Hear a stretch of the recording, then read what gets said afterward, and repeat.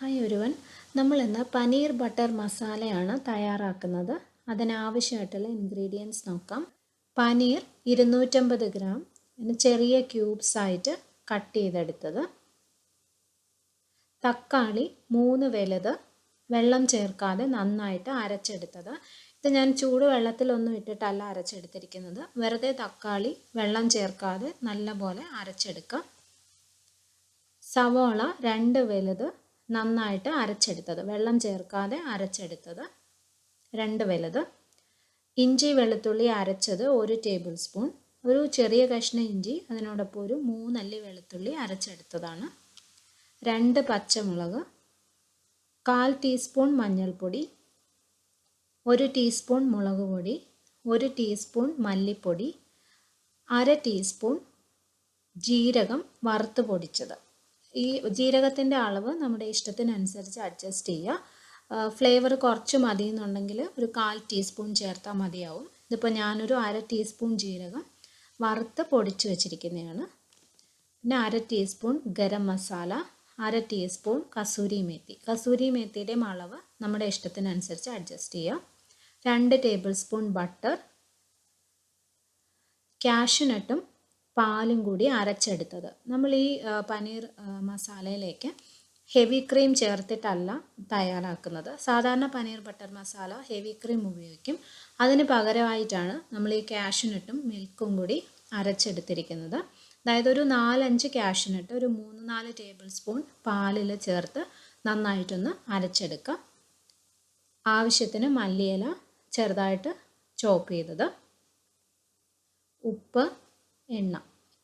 ഇനി നമുക്ക് മസാല തയ്യാറാക്കാം. ഒരു പാനിലേക്ക് 1 ടേബിൾ സ്പൂൺ ബട്ടർ ചേർക്കാം. അതിനോടൊപ്പം കുറച്ച് എണ്ണയും കൂടി ചേർത്ത് കൊടുക്കാം. ബട്ടറും എണ്ണയും നന്നായിട്ടൊന്ന് ചൂടായി വരണം. ഇനി ഇതിലേക്ക് ഇഞ്ചി വെളുത്തുള്ളി അരച്ചത് ചേർക്കാം. ഇഞ്ചിയുടെയും വെളുത്തുള്ളിയുടെയും പച്ചമണം ഒന്ന് മാറുന്നത് വരെ വഴറ്റി കൊടുക്കാം.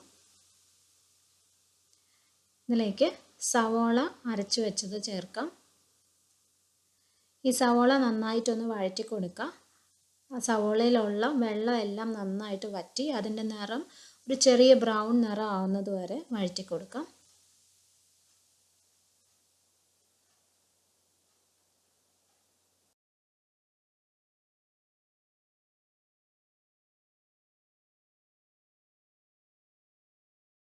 ഇപ്പോൾ സവോളയുടെ നിറം നന്നായിട്ട് മാറിയിട്ടുണ്ട്. അതിലുള്ള വെള്ളം എല്ലാം വറ്റി അത് നല്ലപോലെ ഡ്രൈ ആയി വന്നിട്ടുണ്ട്.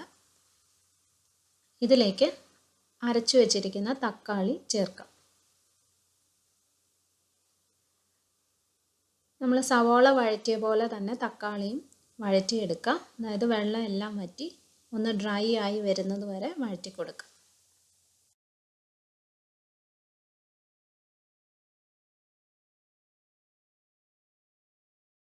തക്കാളി നന്നായിട്ട് ഡ്രൈ ആയിട്ട് വന്നിട്ടുണ്ട്, വെള്ളമൊക്കെ വറ്റിയിട്ടുണ്ട്.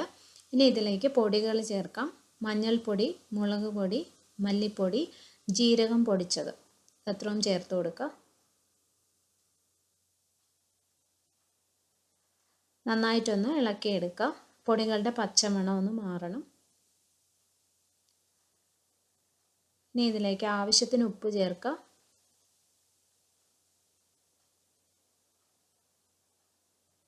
പച്ചമുളക് ചേർത്ത് കൊടുക്കാം. ഇതിലേക്ക് 1 കപ്പ് വെള്ളം ചേർക്കാം. മസാല നന്നായിട്ടൊന്ന് ഇളക്കിയെടുക്കാം.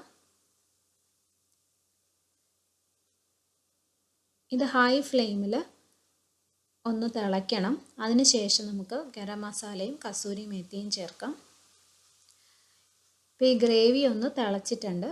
ഇതിലേക്ക് ഗരം മസാലയും കസൂരി മേത്തിയും ചേർത്ത് കൊടുക്കുക.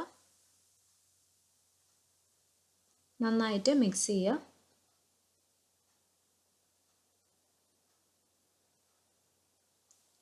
ഇനി ഇതിലേക്ക് പനീർ ചേർക്കാം.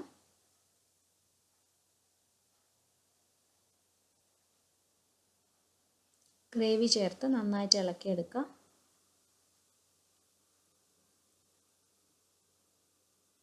ഇത് അടച്ചു വെച്ച് കുക്ക് ചെയ്യാം. മീഡിയം ഫ്ലെയിമിൽ വെച്ച് കുക്ക് ചെയ്യുക. പനീർ നന്നായിട്ട് വെന്ത് വരണം. പിന്നെ പനീർ നന്നായിട്ട് വെന്തിട്ടുണ്ട്. ഗ്രേവിയും കുറച്ച് തിക്കായിട്ടുണ്ട്. ഇതിലേക്ക് കാഷ്യൂനട്ടും പാലും കൂടി അരച്ചു വെച്ചത് ചേർക്കാം. നമ്മൾ ഹെവി ക്രീമാണ് ഉപയോഗിക്കുന്നതെന്നുണ്ടെങ്കിലും ഈ സമയത്താണ് ചേർക്കേണ്ടത്. അതിന് പകരമാണ് നമ്മൾ ഈ പാലും കാഷ്യൂനട്ടും ചേർക്കുന്നത്. ഇത് ഈ ഗ്രേവിയിലേക്ക് ചേർത്ത് കൊടുക്കാം. കുറച്ച് ഞാൻ മാറ്റി വയ്ക്കുകയാണ് ഗാർണിഷ് ചെയ്യാൻ വേണ്ടിയിട്ട്.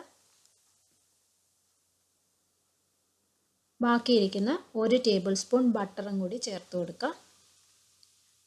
നന്നായിട്ടൊന്ന് മിക്സ് ചെയ്യുക. ആ ബട്ടർ ആ ഗ്രേവിയിൽ കിടന്ന് ഉരുകിക്കോളും. അവസാനമായിട്ട് ഇതിലേക്ക് കുറച്ച് മല്ലിയില ചേർത്ത് കൊടുക്കാം.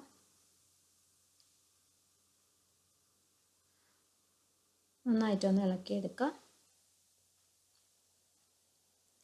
നമ്മുടെ പനീർ ബട്ടർ മസാല റെഡി ആയിട്ടുണ്ട്. ഇത് വെജിറ്റേറിയൻസിനൊക്കെ കഴിക്കാൻ വളരെ ടേസ്റ്റി ആയിട്ടുള്ളൊരു കറിയാണ്. എല്ലാവരും ട്രൈ ചെയ്ത് നോക്കാം.